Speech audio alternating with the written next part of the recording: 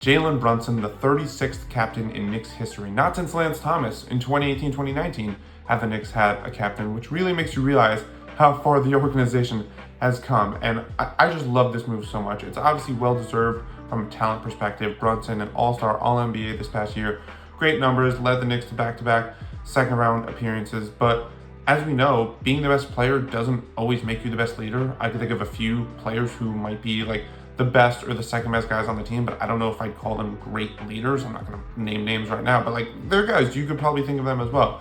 I think being a leader, it's not just about talent, it's about leadership and your ability to lead your guys and set the right example, set the right tone, the right culture, be the person in the locker room that everyone can turn to set the right example, to set the right culture. And I think that's where Brunson thrives so much. And I think why this move is ultimately so well-deserved beyond what he does on the court, because one of my favorite things from the Knicks playoff run last year wasn't just how great they were on the court, but if you watch Jalen Brunson after every single game, like this dude batted 1,000 when it came to just nailing those post-game press conferences, because in a win, it was acknowledging the win for a second, deflecting praise, putting it all on his teammates, and then focusing on the next game. But if it was a loss, then it was all about, okay, what do I need to do better as a leader of this team? What can I improve upon? Even if he had like 30 and 10, if he missed a few shots, those were the things he was talking about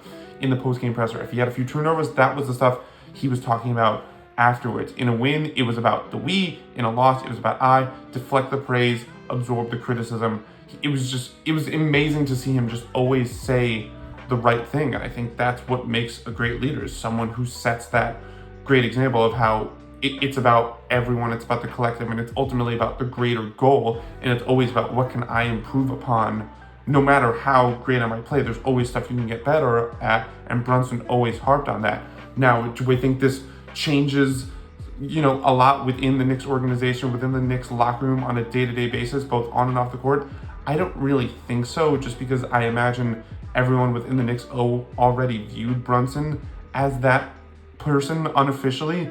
But I think, because he was the best player, his pedigree in general, he's the point guard, which is like the natural leader on the court.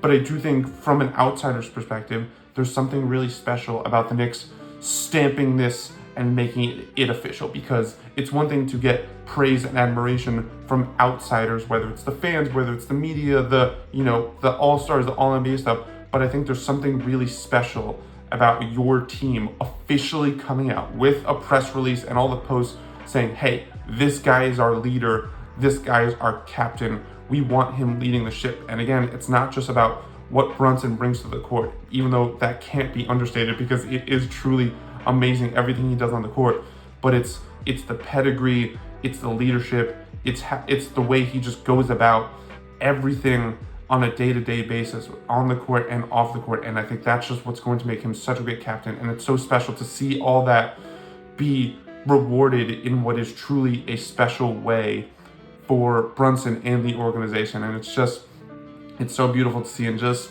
another special reminder of how special he is and how special a time it is to be a Knicks fan.